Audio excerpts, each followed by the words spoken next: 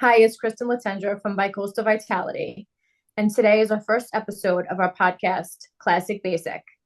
Today's topic is midlife crisis, and we're here with Steph, our social media manager, and we're going to have a discussion about what a true midlife crisis is.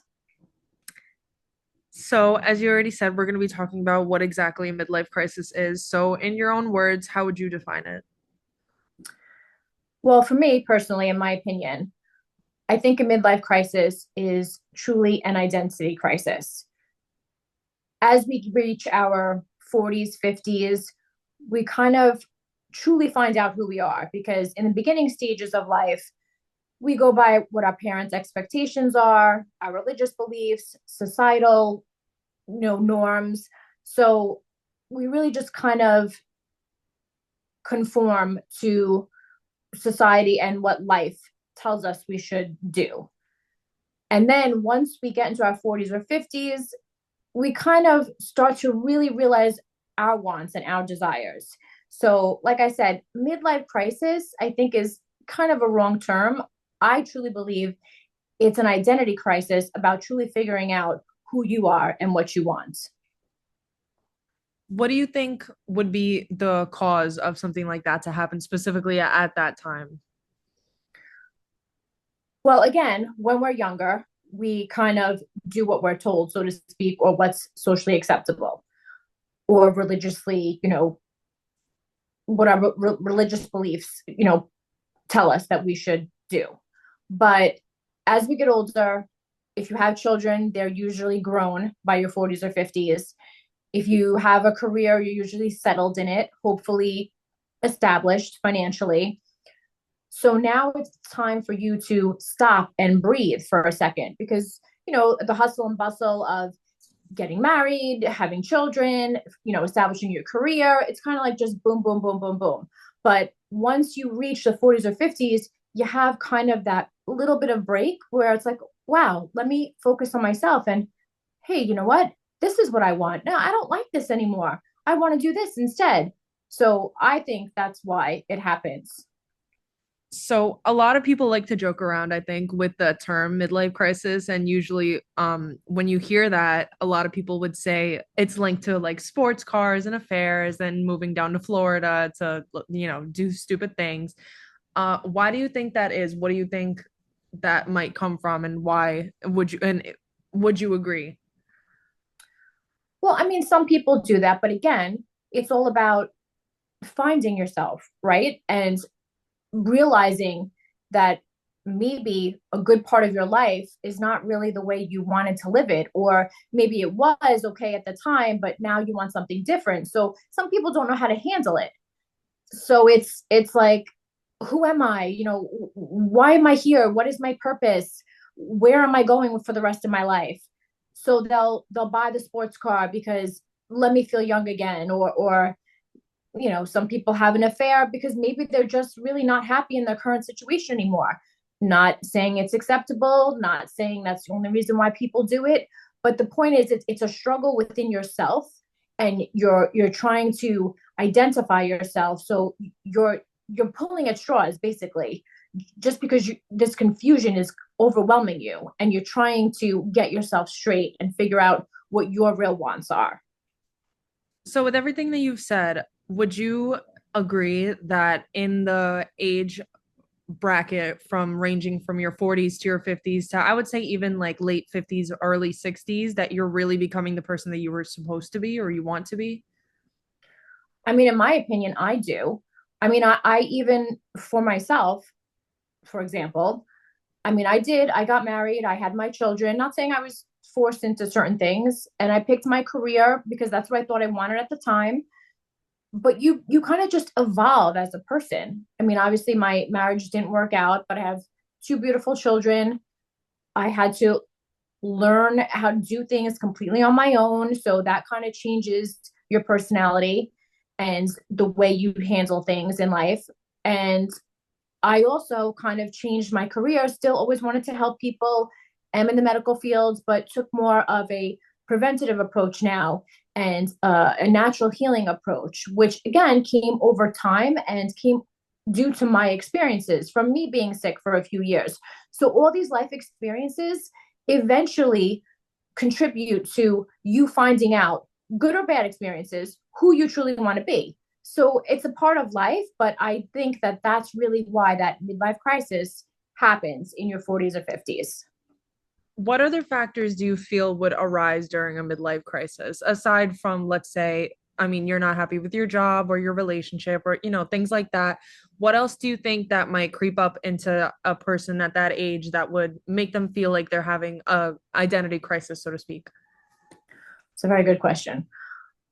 Also, another thing that happens as we reach our 40s or 50s, listen, everyone has some kind of childhood trauma. I don't care how good your childhood was, everyone has something that affected them in some way. Nobody's life is perfect. But again, because of us going through the motions of, marriage, children, career, so on and so forth, responsibilities, number one, you either don't want to deal with them if, it's truly bad. So you bury it from the beginning. Or number two, you just don't have time. So you just go through life and all of these internal root issues based on childhood trauma are still there. But again, like I said, now you have the chance to breathe. You have a moment to focus on yourself. And all of these traumas that might have been buried for years are starting to come up. So that's another big thing that people have to deal with. And whether they had smoking, alcohol, eating disorders, drug abuse, sex abuse, however they were dealing with it in the past, it's now coming to a head and they realize, I have to deal with this stuff, which is when, healing therapeutics and all other forms of therapy can be very beneficial. What would be the best few things that you think that you would recommend to somebody who came to you and said that they were struggling with something like this at that age? Well, that's why I created Bicoastal Vitality, because the company helps with all of these issues. Number one, fix your nutrition, fix your health, that way, because that's important and we all get into bad habits. So find the root causes of why you're doing the things you do. Yes, like I said, focus on the nutrition, but now let's get to these root causes and deal with them. And the best way to do that is psychotherapy is great if you find a therapist that you can talk to and connect with, but that's key. You really have to connect with them. You also, I'm a life coach, so that's big in trying to find out your new life goals or what you want, what you desire, and dealing with your past issues. And tapping therapeutics, which is something else I do. Basically, it's an external acupuncture. We'll go into it further on another episode, but you're basically tapping on certain areas in your body, and it's best done with a guided medical intuitive who sees and knows you and sees all these emotions coming up. And that is a great way to bring all these root traumas to the surface and finally deal with them. Is there any advice that you would give to somebody struggling with this at the moment? I would just say that never feel like you're alone, because you're not. And in my opinion, usually the in your face, happy, perfect people are the people that have most of the issues that they're just burying and not dealing with. So understand that you have issues, understand everyone has issues, and it's nothing to be ashamed of. And you just need to deal with them. And there is truly a way to make yourself better and heal. And by putting in the work, realizing that you have the issues and willing to accept the help, you can definitely be healed. In your opinion, do you think a midlife crisis is ultimately beneficial or harmful to personal growth? Listen, if you take things to extreme because you don't know how to handle all these realizations that you're having, obviously it could be, detrimental and have negative effects to you. But if you realize all of these issues that you need to deal with and understand why you're having this midlife crisis, I think it's very, very beneficial, because negative experiences happen to everyone. And negative experiences, even the worst of the worst, help you grow and make you stronger and help you identify with your true self.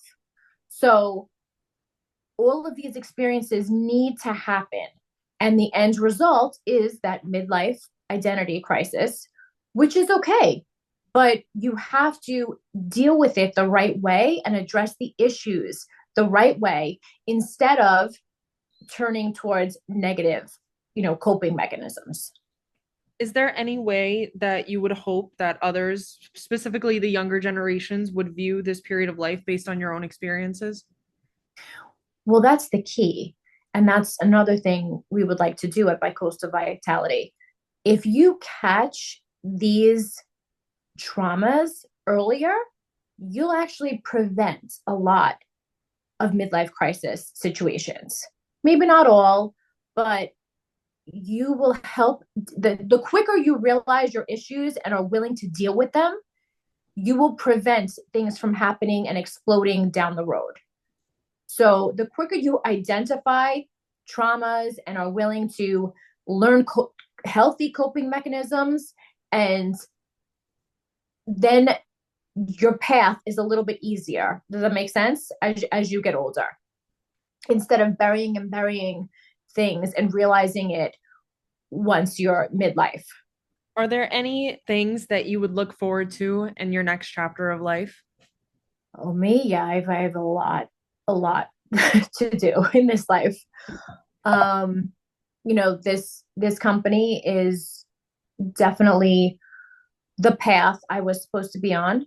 And I am a big believer in helping people. I always was. And this is my passion, to really help people live a healthy life, stay off medicine or get off medicine, deal with all the traumas in their life, and just be happy. Because honestly, happiness is the best medicine. I make all my patients smile when I see them. That there is no greater feeling than smile and laughing, in my opinion. I also started this charity, Homebound Humanity, with my other colleagues. And again, giving smiles and supplies and whatever is needed, companionship to these homebound elderly patients, is you can't not feel good. So that is something that I'm working on also, finishing raising my kids and making sure they are settled. And I'm writing a book about life basically, and how to deal with it. So a lot of things, a lot of good things. I'm very grateful and I'm very thankful for all the positive people I have met along the way, including you, Steph, that are going to help this dream come true. Great. Is there anything else that you want to share about your journey or thoughts on this stage of life that we haven't covered yet? No, I would just tell people, just don't give up. Even when things seem really, really at the bottom of the barrel, because I have been there many times and have wanted to give up, there's always a light at the end of the tunnel. And with the right people helping you and guiding you through, you will get there, no problem. Always take the positive road, always look at the positive, even though you're stuck in the negative.